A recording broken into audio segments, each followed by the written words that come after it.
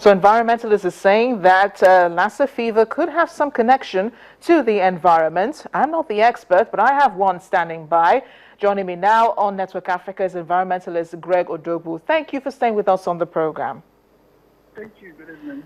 So what really is the link between the climate and Lassa fever? Well, we have to know that there is a geographical distribution of the virus. It is governed by climatic factors. Experts have established it. You find out that the rats, some species of rodents, they are very vibrant during particular seasons. And right now, climate change, which is the sudden and intensive change in weather conditions, it has a way of arranging the places with such rodents. For instance, last year, it was predicted, the NIMET predicted that the rainfall was going to come late, and when it came late, it came heavy. So, because of strong rainfall, rodents go and take refuge in homes. There is a flood of rodents going into living abodes, and also because of the intense dry season before the sudden rain, there is a persistent breeding of rodents in some particular environment. So the direct link to the disease is that some food that are stored in some particular areas, grains and cereals, the urine and feces of these rodents are washed up by flood and contaminate them. And you also find out that some rodents naturally breed under some certain conditions whereby climate change have caused deforestation, and in a deforested in a place that there is deforestation, there are abandoned agricultural enclaves, and this is a breeding ground for these rodents.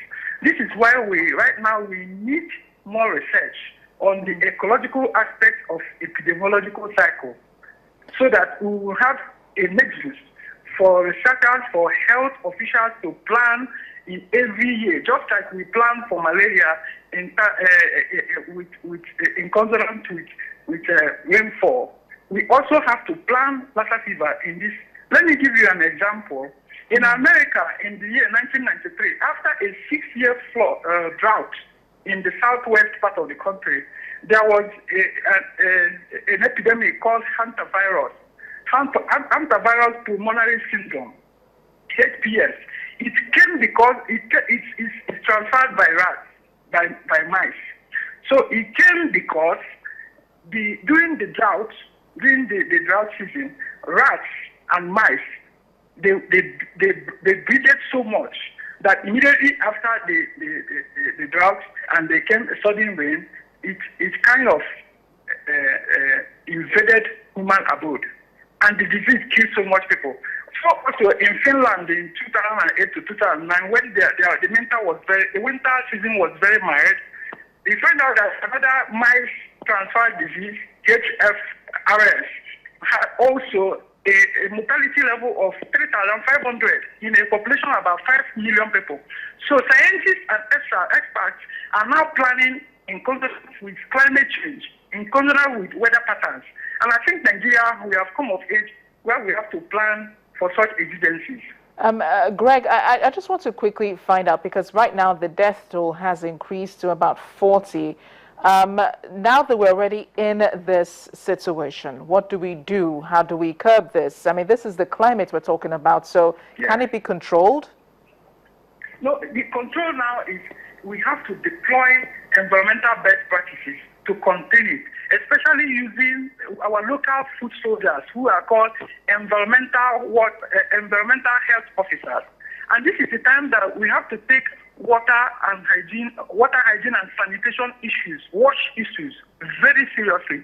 It is very vital at this time to be used to contain this disease. People have to wash their hands. People have to sweep where they live. People have to make sure that the the waterways are kept clean, because the rodents, they breed in a way that if you don't take care of the environment, you will not differentiate between ordinary death and the feces of rodents. Sometimes feces of rodents are like specks of dust. So if there is no environmental mentality, environmental consciousness in people, environmental stewardship, in people, you find out that we will not even know where the rats are in there is a pandemic of rats infiltration. Greg, thank you. Thank you so much, Greg, for joining us on Network Africa. I really appreciate you informing us about this, the link between climate change and Lassa fever. And when we come back on Network Africa, Africa is gradually turning to technology to help fight crime, even here in Nigeria. Please stay with us.